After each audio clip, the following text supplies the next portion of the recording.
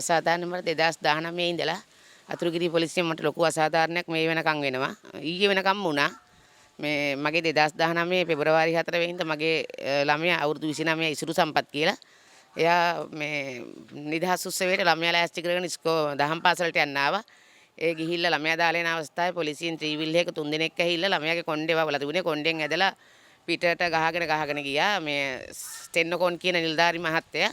එතන CEO කෙනෙකුත් හිටියා සිංගප්පූර කියලා. ඊට පස්සේ මම රෙදි හොදීට ටැප් එක ළඟ. ඊට පස්සේ මං ඇහුවා ඇයි මහත්තයෝ ගහන්නේ කියලා. උඹට වැඩක් නැහැ පට්ට වේසී කියලා කිව්වා මට. ඊට පස්සේ මං කිව්වා ළමයි ඉස්සරහ අම්මට ගහන්නත් අම්මා ඉස්සරහ කුණුහරුප කියන්නත් ඕක පොලිසියේ නීතියද සාමය කියන ආරක්ෂා කරනවා කියන ඕක නෙමෙයිනේ කියලා. ඒ ගන්න ඉඳන් කිව්වා උඹ අපිට නීතිය උගන්වන්න ඕනේ කියලා. ඊට පස්සේ සුදු මහත්තයා කියලා පියාට සුදු මහත්තයා මං කෝ එයා ගෙට යන්නේ කියලා. ඊට පස්සේ එයා ගියේ නෑ. එයාව කොණ්ඩෙන් ඇදලා ත්‍රිවිල් එකට දාගත්තා. දාගන්නකොට මං ආපහු ඇදලා ගත්තා. එතකොට මෙතනින් ගියා දිලීප කියලා අහල පහල ළමයෙක්. ඒ ළමයා බයිසිකලේ නවත්තලා ඒ ළමයා කලිසමත් ගලවලා මේ තෙන්නකොණ කියන නිලධාරි මහත්තයා මේ එයාවත් පරීක්ෂා කළා. මං ආව මහත්තයෝ යන කෙනාගෙන් මොනවද හොයන්නේ? කේජී හොයනවායි කිව්වා. මං කිව්වා කේජී හොයනවනේ ඉතින් මෙහෙත් නෙවෙයි පාරේ යන අයත් අම්මිව කරන්න එපා. ළමයාට ගහන්න එපා කියලා. ඊට පස්සේ ඉඳන් උඹට පුළුවන් දෙයකින් උඹ පුළුවන් දෙයක් කරහන් කිව්වා. ඊට පස්සේ මං කිව්වා හරි මහත්තයෝ මං කරන්න පුළුවන් දේ මාත් දන්නවා කියලා. ඊට පස්සේ මං කරපුවාට පෙබරවාරි 7 සිකුරාදා දවසක මං පොලිස්පති කාර්යාලයට ආවා උදේ. ඇහිලා විරලා මම එතින්දි පොලිස්පති කාර්යාලේ පැමිණිල්ලක් කළා. පැමිණිල්ලට අනුව මේ මට කිව්වා මිරිහාන්ට යන්න කියලා දැනුම් දීමක් කළා. මට 2018 ආවා මේ ලියුමක්. ඒ ලියුම පොලිසියෙන් ගෙනත් දුන්නේ. ඊට පස්සේ 2019 උදේ 10ට මට මිරිහානේ ගීතා ලක්මාල් මහත්තයා ළඟ පෙනී හිටින්න කියලා. ඊට පස්සේ මම පොලිසියට ගිහින් ඇහුවා සුනිලක රූපසිංහ කියන ස්ථානාධිපතිතුමාගෙන් සර් මෙහෙම මට එන්න කියලා තියෙනවා මේ මම මේකට යන්න කියලා. ඒ ගණන් ඉඳන් කිව්වා ඇයි උඹට බැරිද අපිට ඇහිලා කියන්න කියලා. ඊට පස්සේ මං කිව්වා නිලධාරි හරියට හැදුවා නම් තැන තැන යන්න ඕනේ නැහැ නේ කියලා. ඉතින් හෙඩ් ක්වාටර්ස් එකේදීත් එයාට දොස් කිව්වා. මේ අතුරුගිරිය කට්ටිය අතුරුගිරියෙන් විභාග කරන්න මෙහෙට එවන්න එපා කියලා. ඊට පස්සේ මම ගියා උදේ මගේ යාළුවෙකුත් එක්ක මිරිහානේ ගීතා ලක්මහල් මහත්තයා ළඟට කපිල රත්න කියලා මහත්තයෙක් මගේ සීලමු දේවල් මේ කම්පියුටරෙන් ගත්ත විස්තර ටික අරගෙන ඉවිල්ලා ඊට පස්සේ ගීතා ලක්මහල් මහත්තයා කිව්වා එයාට අර මේ රණවිරු මේවයකට යන්න තියෙනවායි කියලා කාව හරි ළඟ විභාග කරගන්න කියලා. මම ඒ තව කාවකටවත් ගියේ නැහැ. ඒ නිලධාරි මහත්තයා සාධාරණ කෙනෙක් නිසා. ඊට පස්සේ මට මේ පෙබරවාරි 19 ඊට පස්සේ මට කිව්වා ආපහු මාර්තු 15 එන්න කියලා. මාර්තු 15 යන්න බැරුණා කොරෝනා නිසා. ඊට පස්සේ ඔහොම ඉඳි ආපහු පොලිසියෙන් සැරෙන් සැරේ ළමයාට අරියාදු කරනවා ගහනවා. ඊට පස්සේ සමන් කියලා බුද්ධියන්සේ මහත්තයෙකුයි ලියනගේ කියලා මහත්තයෙකුයි දැන් ඒ ලියනගේ මහත්තයා දැන් ඉන්ටරික් වෙලා ගියා. දවසක් ආපහු ඇහිල්ලා අපේ ළමයා උඩ තට්ටුවේ ඉන්නේ මම යට තට්ටුවේ. ළමයාගේ මේ ටික්කෝ විකුණනවායි කියලා ආපහු සැරයක් කතා කරලා ඊට පස්සේ ළමයාට ගහන්න. ඊට පස්සේ මම කිව්වා ගහන්න බෑ ඕන දෙයක් කරන්න කියලා. ඊට පස්සේ ආපහු සැරයක් ගිහිල්ලා වියරලා මේ ළමයාගේ බේත් කාඩ් එකේ තියලා මේ අර කහ පාටයි රතු පාටයි ටැබ්ලට් එකක් ගන්නවා. ඊට පස්සේ ළමයා මං කිව්වා මහත්තයෝ හරි අසාධාරණ පොඩි එකෙක් අවුරුදු 8ක ළමයෙක්. ඔය ටැබ්ලට් එක ඔයගොල්ලන්ට හොයාගන්න බැරිලා දාපු දෙන බිව්වනම් අදටත් ඔය ළමයා මතේනේ. එන්න මෙලහට මැරිලා කියලා. ඊට පස්සේ ඉඳන් උඹේ කට වැඩි එක්ක උඹ එක්ක උඹේ පුතා. දෙන්නෙන් එක්කෙනෙකුට මං හයිකෝට් එකක් දානවා කිව්වා. මං කෝ හයිකෝට් එක මට නම් දාන්න ලෑස්ති වෙන්න එපා ළමයාට දාන්න ලෑස්ති වෙන්න. ඔය කතාව මං ආයෙත් ගිහින් කම්ප්ලේන් කරනවා කියලා. ඊට පස්සේ ඒ සමන් කියන බුද්ධියන්සේ නිලධාරියෙක්. ඊට පස්සේ එහෙම පොලිසිය අපි එක්ක හරි තරහ වුණා. ඔවයිසි මහත්තයාට ගිහින් කියන්නේ ඔවයිසි මහත්තයා කියන්නේ මගේ රාලහාමි කෙනෙකුට අසාධාරණයක් වුණොත් මම ඒක බලා ගන්නවා. මමත් එතින්දි දැඩිසේ කිව්වා මගේ ළමයිට අසාධාරණයක් වුණොත් මමත් ඒ විදිහටම බලා ගන්නම් කියලා. කොහොම ඉන්නකොට ඊට පස්සේ ගිය මාසේ 5 වෙනිදා ගොඩාක් සිද්ධි වුණා ඒ අතරේ ළමයාට. ඊට පස්සේ ළමයා වර්ගන යනවා බොරුවට අරගෙන යනවා නඩු දානවා ඒගොල්ලෝ අතින් දාලා දානවා ඊට පස්සේ දඩේ ගෙවනවා එහෙම එනවා. ඇවිල්ලා එයා කරන්නේ ඔය ගංජා තුට්ටුවක් කියන එක බොනවා එයා. මේ ජාවාරම් කළා නැහැ. මේ ඊට පස්සේ ගිය මාසේ 5 වෙනිදා උදේ මගේ පරණ දැන් ගේ නෙමෙයි ඉස්සෙල්ලා ගේ හදුව බාසුන් හැමරලා කියලා ආරංචියක් ආවා. මම ගේට්ටුව හදන්න කොන්ක්‍රීට් එක ගහන කට්ටිය 8 දෙනෙකුට එන්න කියලා දුන්නා. ඊට පස්සේ මං හදිස්සිය ගියා මලගේ දෙට්ට ගුණදාස බාසුන් නැහැ කියලා මලගේ දෙට්ටත් ගිහිල්ලා මේ උපකරණ වඩු කඩේට ගිහින් ජැක් වගේකුත් 10කුත් පොරොන්දු වෙලා මම ආහිල්ලා ආපහු හાર્ඩ්වෙයාර් එකට ගිහින් සිමෙන්තිත් පොරොන්දු වෙලා එනකොට පොලිසිය නිලධාරි මහත්තුරු දෙන්නෙක් ඇවිල්ලා ළමයාව අල්ලගෙන ඉන්න මං එයාට කියලා ගිහ උදේ සමන් එකකුයි පිටර දෙකකුයි ගේන්න කියලා.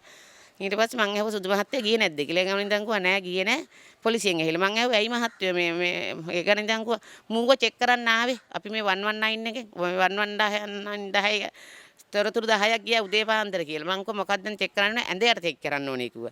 ඇඳයට මෙයාගේ කේජී තියෙනවයි කියලා කවුද? මං කිව්වා එහෙනම් ගෑණි නෙමෙයි ඉන්නේ නැත්තේ වෙන කවුරු හරිනේ. එහෙනම් ගිහින් බලන්න කියලා.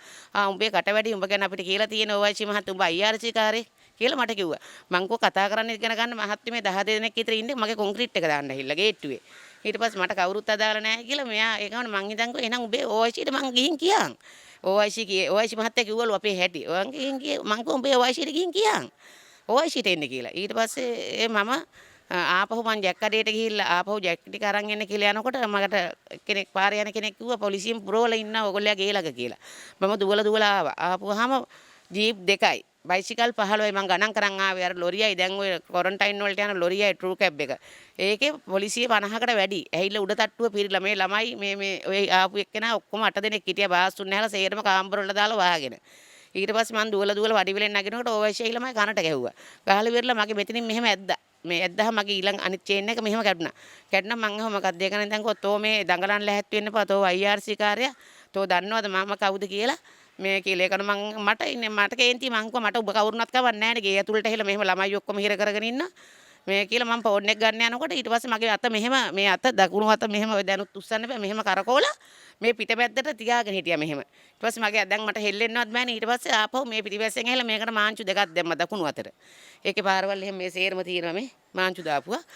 මෙහෙම අත ඒගොල්ලයි ඒව සේරම මේ ළමයිට ගහලා කරලා දාගන්නකම් මගේ අත මෙහෙම තමයි තියා හිටියේ. මේ අත කැඩලා මේ වගේ මේ. ඊට පස්සේ මේ අත මෙහෙම මේ අතත් මෙහෙම අල්ලලා තියාගත්තා. මේකේ තිබුණා 17000ක ඔරලෝසුව කැඩලා හන්ද මේකේ 17000ක මේ 18 කැරට් එකක් තිබුණා මේ ඊට පස්සේ කරාබුදා බුද්ධියන්සේ මේ නිලධාරියෙක් ඇහිල්ලා මගේ ඔරලෝසුව ගලවලා ගත්ත අදටත් නෑ මං දැන් ඊගෙත් කිව්වා මගේ ඔරලෝසුව හොයලා දෙන්න කියලා ඒකත් නෑ ඊට පස්සේ අපේ ෆෝන් සේරම ගත්ත අරගෙන ඉවරලා ළමයිට ගැහුවා අපේ අම්මවත් අරලා පුටුවේ මෙහෙම ඉඳෙව්වා සැටියේ ඊට පස්සේ මාව මෙහෙම බිම දාලා මම ගැහුවා මමත් මටත් ඉතින් බේරෙන්න එපා ඊට පස්සේ මේ අතර මාංචු දෙකක් දාලා මේ තියෙන්නේ මේ අතර මාංචු දෙකක් දාලා තමයි මාව මෙහෙම උස්සගෙන ගියේ උස්සගෙන ගිහිල්ලා විරලා පොලිසිය හොඳටම ගැහුවා අපේ අනිත් ළමයි හතර දෙනාට මෙයාව අරගෙන ගියා බාසුන් නැහැ අරන් ගියා ගෝලියෝ දෙන්න ඔක්කොම අරගෙන ගියා අරගෙන ගිහිල්ලා විරලා පොලිසියට ගිහිල්ලා පැයකට විතර වැඩි මාව මෙහෙම ලෑල්ලක තියලා ගැට ගහගෙන තමයි අරගෙන ආවේ ජීප් එකට කාන්තන් නිලධාරියක් හිටියා කිට්ටුනේවත් නැහැ එක්කෙනෙක් හිටියා ඊට පස්සේ මේ එයා සමහර විට එයා තමයි මං හිතන හැටියට ඔරලෝසු එයා තමයි දැහැගත්තේ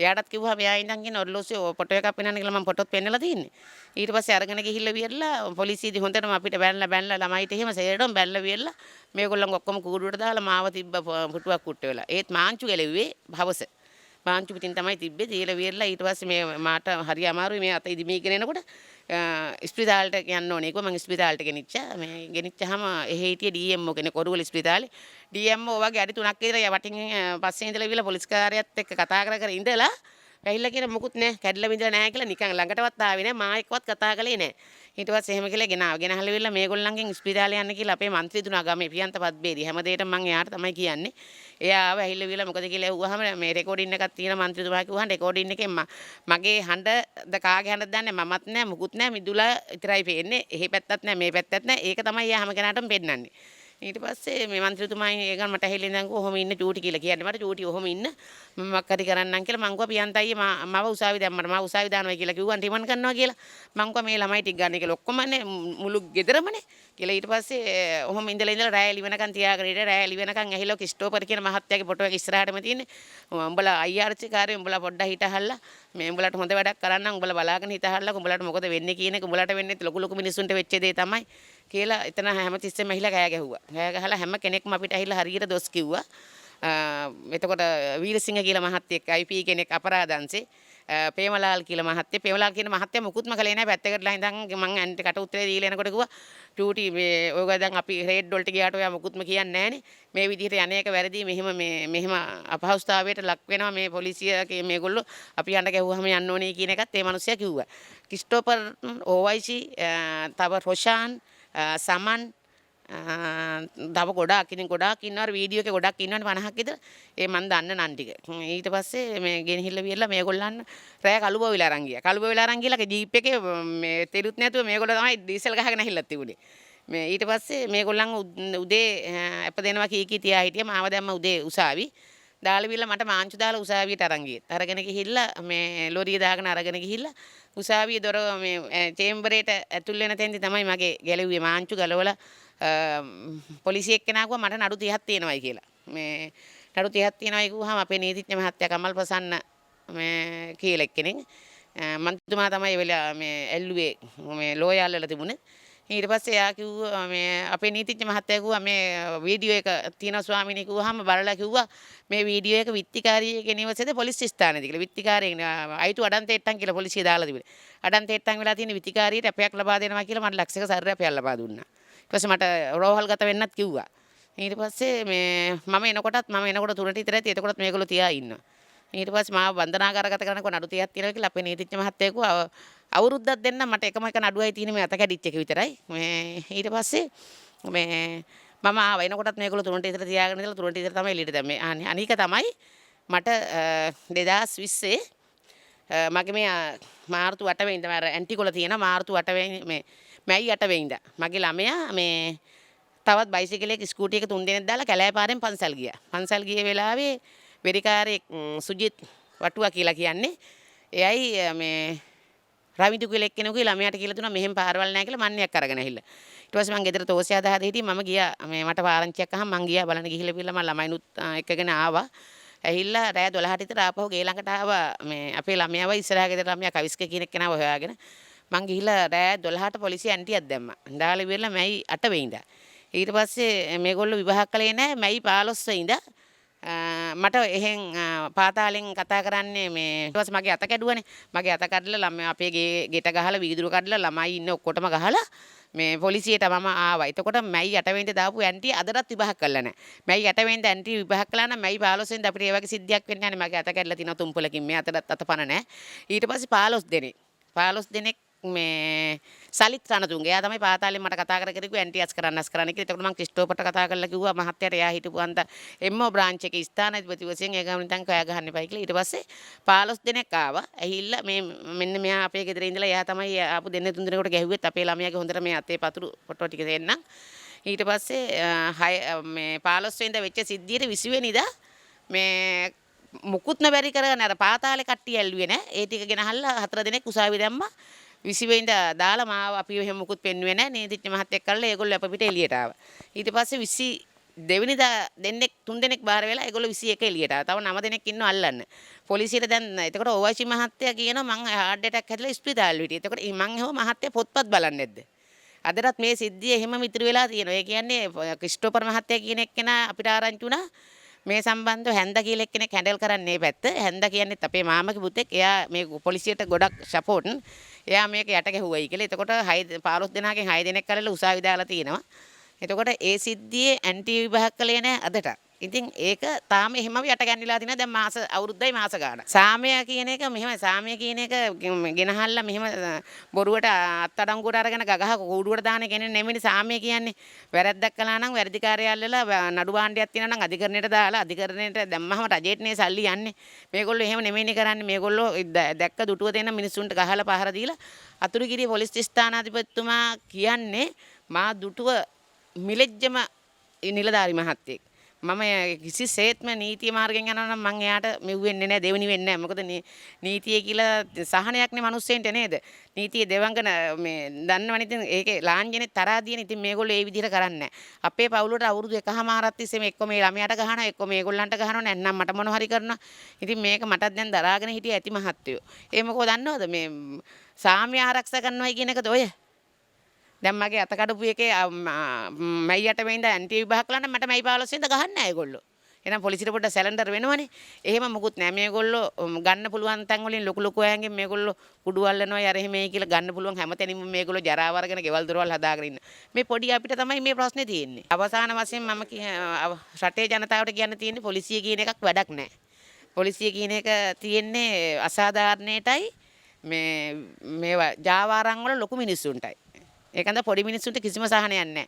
ඊයේත් මම පොලිසියට ගිය වෙලාවේ මේ ප්‍රශ්නේ අහන්න මම දැක්ක පොඩි ළමයෙකුට ගගහ කූඩුව ළඟ ඉඳන් පයින් ගහන මේකට කූඩුවට යන්න. ඉතින් ඔක සාමය රැකිල්ලද නේ? මම ඒක හන්ද කිසිසේත්ම සාමය රැකුණේ නැහැ කියලා අනුමත කරන්නේ නැහැ. පුළුවන් පාතාලේ කියන්නේ දැන් මටත් හිතලා තියෙන්නේ. මට අවංකවම හිතලා තියෙනවා මගේ ළමයින්ට ගහනකොට ගෙදෙට්ට ඇහිල්ලා මටත් එක එක දේවල් හිතෙනවා. ඒ හිතන දේ කොයි වෙලාවෙ හරි ඉෂ්ට වෙයි. එතකොට මගේ ළමයි ටික අනාතයි. එතකොට මට හිරගෙදර යන්න වෙනවා. ජනාධිපතිතුමා කියන්නේ ජනතාවගේ අධිපත්‍යය. එතකොට එයා ඒක රකින්නෙත් නැහැ. අනික එයාගේ අනවශ්‍ය ඒගොල්ලන් ගැන හිතලා ඒගොල්ලෝ අනවශ්‍ය දේවල් වලට මූණ පාන හන්ද පොලිසිය අනිවාර්යයෙන්ම අර ඊජේ පෙරේද දැක්ක අර මිනිස්සුෙකුට පයින් ගහනවා ගෑනු කෙනෙකුට. අර හාමුදුරු කෙනෙක් උස්සගෙන යනවා. එතකොට ඕක ජනාධිපතිතුමා දකින්නේ නැද්ද? ජනාධිපතිතුමාගේ ඒ කියන්නේ රටේ ලෝක අසාර්ථකම නායකයා ලෙස තමයි අපි දකින්නේ. අපි ඉස්සරහ ඇහිලා ගහනකොට එතකොට ළමයෙකුට දැන් අවුරුදු 29 ළමයාට කොණ්ඩෙන් ඇද ඇද ගහන්නේ අපි ඉස්සරහ කුණු හරපිලා. අපි කතා කළා අපිට කියන්නේ වට්ට වේසි දහදුරා වේසි උඹලා IRC කාර්යය කියලා. එතකොට ඒක පොලිසියට අයිති නැහැ කෙනෙක්ව පහත් කරන්නේ නේ. පොලිසිය එහෙමනම් කියන්නේ මම අරගෙන ගිහිල්ලා ගහපල්ලකෝ. මේ ඉස්සරහ ඔය තෙන්නකෝණි කියන නිලධාරි මහත්තයෙක් ඉන්නවා සමන් කියලා එක්කෙනෙක් ඉන්න බුද්ධියා මේ අපරාධංශේ. හරිම නරකයි. අර මිනිස්සයා උස්සල පොලේ ගහද්දිම මම ගිහිල්ලා බේරගත්තේ.